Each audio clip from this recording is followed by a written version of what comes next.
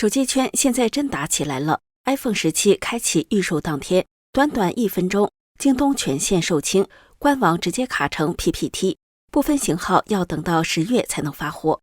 真正能拿到实机的日期是9月19号正式上市，但光是预售热度就已经把市场炒爆了。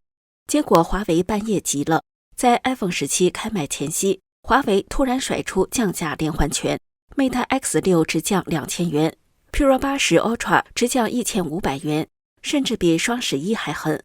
这一刀下去，网友都说华为慌了。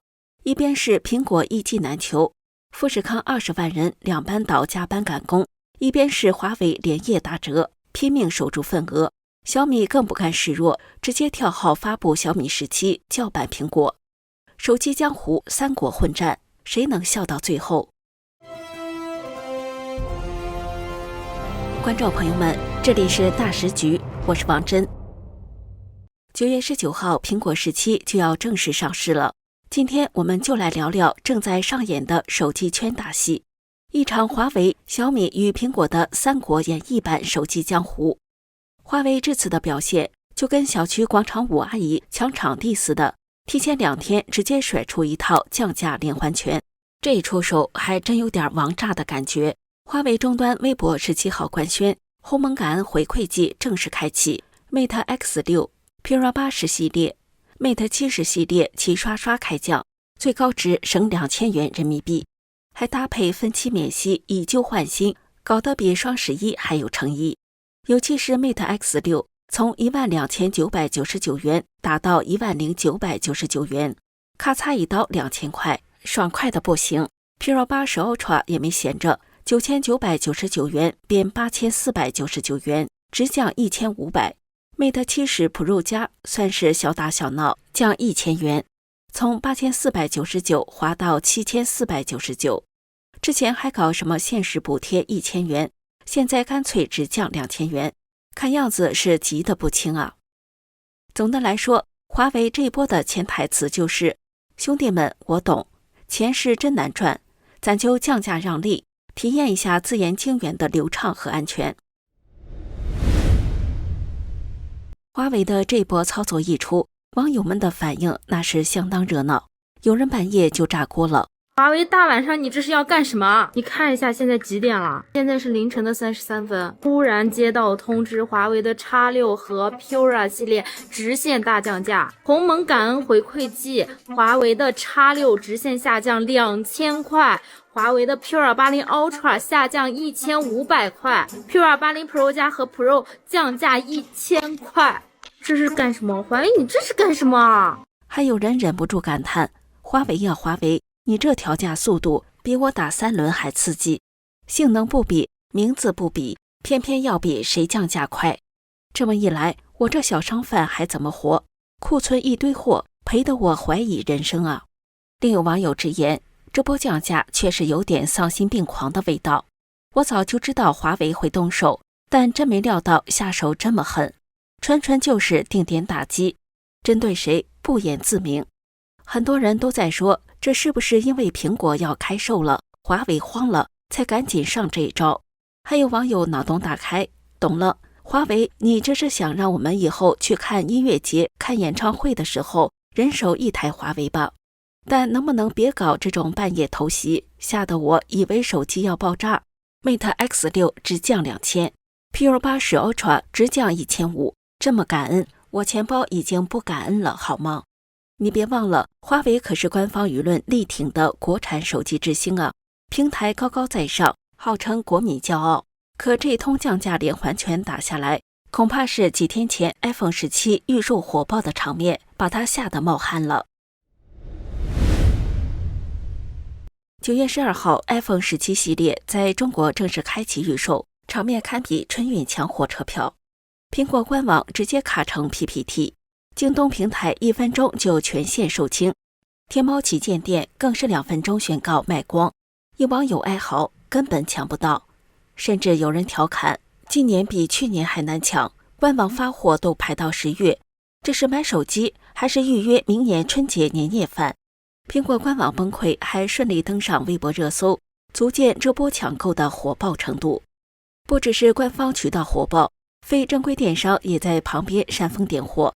拼多多一边喊100亿补贴，一边把 iPhone 17新品直接砍价1000元，券后最低只要4999元，原价5999元的标准版硬生生变成拼多多特供，用户守着0点抢券，场面堪比打游戏开宝箱，手慢一点就啥也没有了。虽然这优惠得掐点抢，但低至4999这几个字就足够炸裂。结果新品在拼多多平台也瞬间被扫光。总结起来就是苹果的自带流量加拼多多的价格暴击，成功把 iPhone 17在中国炒成了一机难求的理财产品。截至目前，中国购物平台京东的 iPhone 17全系列预约量已经超过425万台，而加上淘宝、苹果官网、拼多多等平台的总预订量可能远远超过这个数。有网友表示，这次苹果手机的销售数据达到了一个恐怖的程度，这销售数据国产手机能望其项背吗？销量带来的不仅是炫耀感，股市也跟着沸腾。受热卖推动，9月12号晚，苹果股价大涨，收盘涨幅接近 1.8%， 报234.15美元，总市值达到 3.47万亿美元。更有意思的是，销售背后，富士康迎来了前所未有的繁忙，订单暴增，生产线昼夜不停运转。早在新品发布前几个月，富士康就已经2班倒赶工。郑州富士康国内最大的苹果组装基地，占地560万平方米，被称为全球最大苹果厂区。从8月起大规模招聘，进入9月，厂区门口每天都能看到抱着被褥的求职者，最高峰一天有上万人报到，全是冲着返工费来的。干满3个月加工资，普通员工收入轻松破2万。现在厂区每天维持20万人2班倒，产线满负荷运转。工人们吐槽，在这里工作就是一睁眼就开干，周一到周六班次，每天额外加班2小时几乎成了常态。抢市场，小米也不甘寂寞。3天前，小米这边突然跳出来，搞了一出被看作是狙击苹果的背水一战。小米9月15号正式宣布，将于本月推出新一代旗舰机小米17系列，直接跳过外界原本预期的小米16。小米总裁卢伟冰与董事长雷军双双在微博发声，强调此次改名与提前上市，象征数字系列史上最重大跃迁，并直言要全面对标 iPhone 17。这一高调操作一出，热搜立刻被刷屏，网友们的吐槽也跟着蜂拥而来。有人质疑，干嘛非得标榜跟苹果对打？改叫小米18不就完了？比苹果数字大就赢了。有人更狠，逆天了，你们这样改，不如直接出小米25系列，还搞得像是蹭苹果热度，无语。甚至有人直言，突然改名真无语，说到底还是不自信啊。更有意思的是，这次 iPhone 17抢手到炸，小米的合伙人、手机部门总裁卢伟斌也亲自下场，发社交贴说自己准备买一部 iPhone 17试用，还求网友推荐型号。他还说，这是 iPhone 变化最大的一年，标准版配置很强，堪称牙膏挤爆。Air 机型够惊艳，可能会重新激活小屏市场。至于 Pro 系列，设计虽然有辨识度，但也有争议。整个画面就像苹果热销，小米在旁边瞪大眼睛，手里握着枪，却还得顺便买苹果试试水温，喜感又尴尬。说起 iPhone 17，最亮眼的地方莫过于 120Hz 高刷屏。有人直呼中国国产手机的噩梦来了。没错，苹果这回直接把高刷下放到基础版，让一众安卓厂商瑟瑟发抖。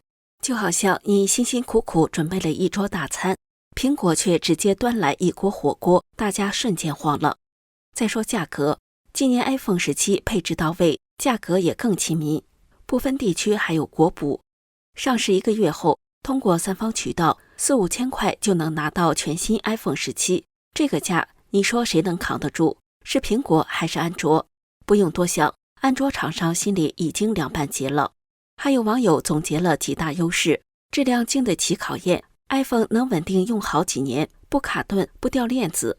国产机虽然功能多、更新快，但容易掉速、发热，甚至硬体小毛病频出。安全和隐私方面 ，iPhone 有 Secure Enclave 硬体加密模块，统一更新机制，封闭生态系统。要想偷数据，比攻破国产手机难多了。当然，如果涉及政府层面的数据访问，情况就不一样了。国产厂商在压力下很难顶住，再加上苹果的定价策略和升级逻辑，标准版硬体全面升级，加量不加价，储存更大，电池更耐用，屏幕更高刷，价格还比上一代便宜。